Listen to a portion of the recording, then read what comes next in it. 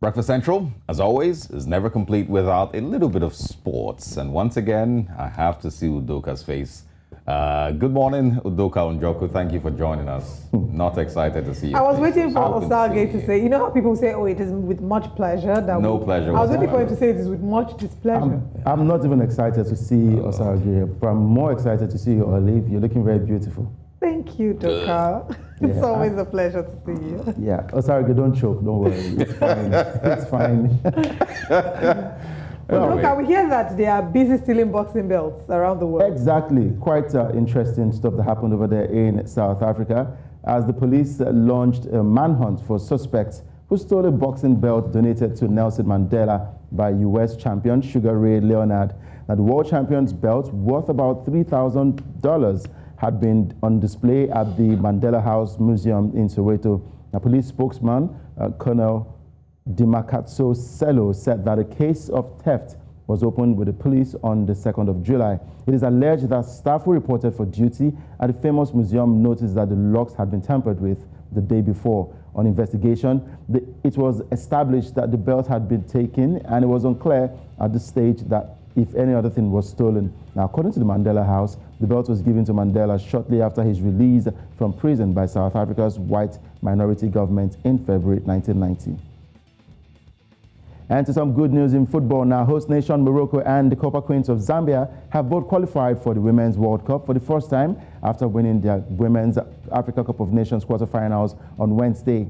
The Copper Queens of Zambia qualified for the first time after beating Senegal in the quarterfinals of the Women's Africa Cup of Nations holding in Morocco. And for Morocco, their 2-1 victory over Botswana makes them the first country from the North African region to qualify for the Women's World Cup. And goalkeeper Hazel Nali was a hero for Zambia in their penalty shootout win against Senegal after extra time had finished 1-1 in Casablanca. Now, all 4 WAFCON semi-finalists automatically qualify for the 32-team tournament in Australia and New Zealand in 2023.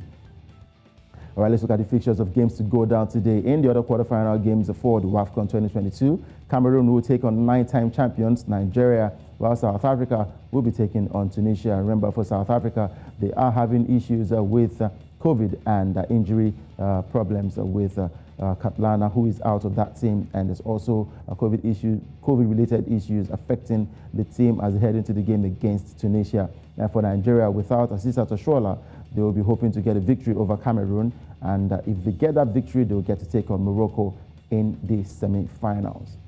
All right, let's go straight to transfer news. Now, Chelsea have confirmed the signing of England forward Raheem Sterling from Manchester City in a £50 million deal. Now, Sterling has signed a 5-year contract at Stamford Bridge, and City signed Sterling from Liverpool in a £49 million deal in 2015. He went on to score 131 goals in 39 games, winning 4 Premier League titles with Manchester City.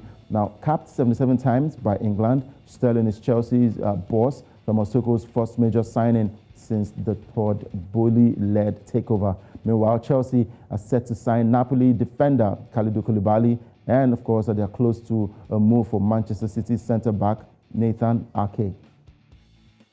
And to basketball we go. Cameroonian basketball star Joel Embiid has been granted citizenship by France, clearing the path for him to play internationally for the Europeans. The Philadelphia 76ers center, who rejected a call-up to represent Cameroon at the 2017 AfroBasket Championships, first opened the door to a national switch between 2016 and 2018. The 28-year-old has had his naturalization approved by the French government 2 months after the general manager of France's national team, Boris Diaw, revealed Embiid had commenced his bid to obtain citizenship.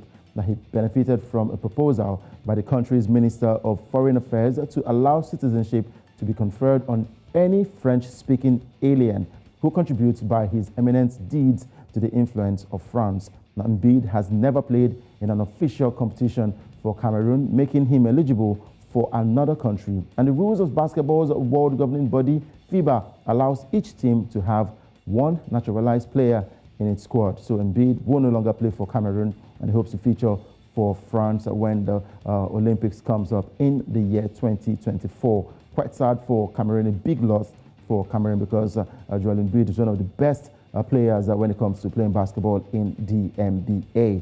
And that's it for me. And for Osarage, I mean, signing Sterling from Manchester City looks like a big deal for the Chelsea fans. But of course, it looks like the biggest move for Sterling, who was signed for £700,000 to Liverpool. And from there, he made major moves to Manchester City and now Chelsea Football Club.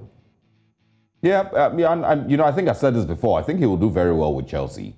I'm not sure if there was any break in the relationship in Manchester City that made him, you know, have to, you know, seek a transfer. Or, you know, I'm not sure what exactly happened, but you know, I really believe he'll do, you know, very, very well in Chelsea, and I absolutely wish him the best.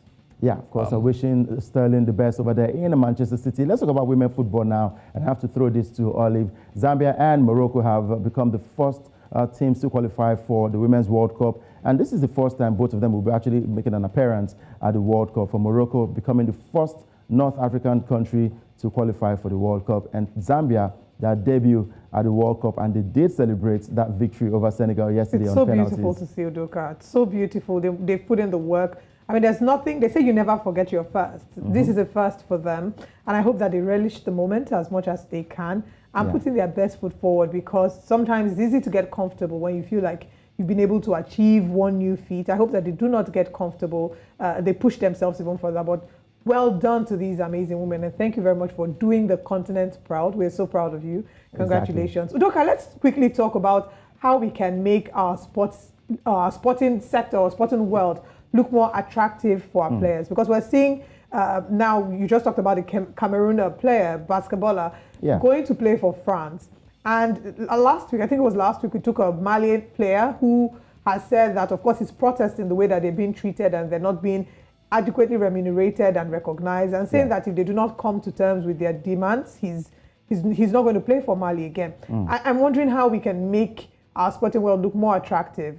Yeah, I look forward to the day where we'll have more European players coming to play for Africa. Very true. Remember what's happening in Ghana? Yes, they've qualified for the World Cup, and a lot of foreign players are willing to represent Ghana at the World Cup. I mean, if you do things right, people would actually come represent you and want to play for the country. They would want to bleed for the country. We've lost a lot of athletes, from the track and field to football stars to basketball stars to other countries, because it is not just being done right over here. We talk about facilities, we talk about training facilities, coaches, the way we run our sports in this country really doesn't speak well of the association, from the Football Federation to all other sporting sector.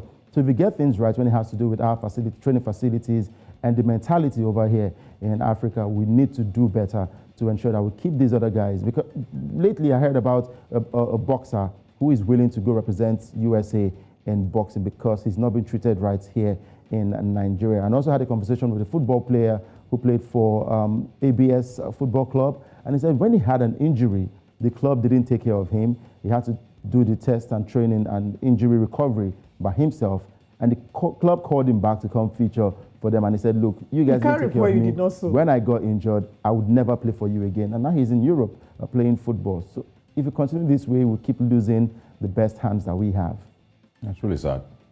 Anyway, hopefully these things, are sorted. I would love to see, the NPFL, our local leagues, in different sports, really pick up, let's create superstars here in Nigeria and of course across Africa. Well, thanks very much, Udoka Njoku. Thank you very much. Once again, I'm very excited to see you, but thanks for stopping by and sharing these sports stories with us. Thank you very much. All right.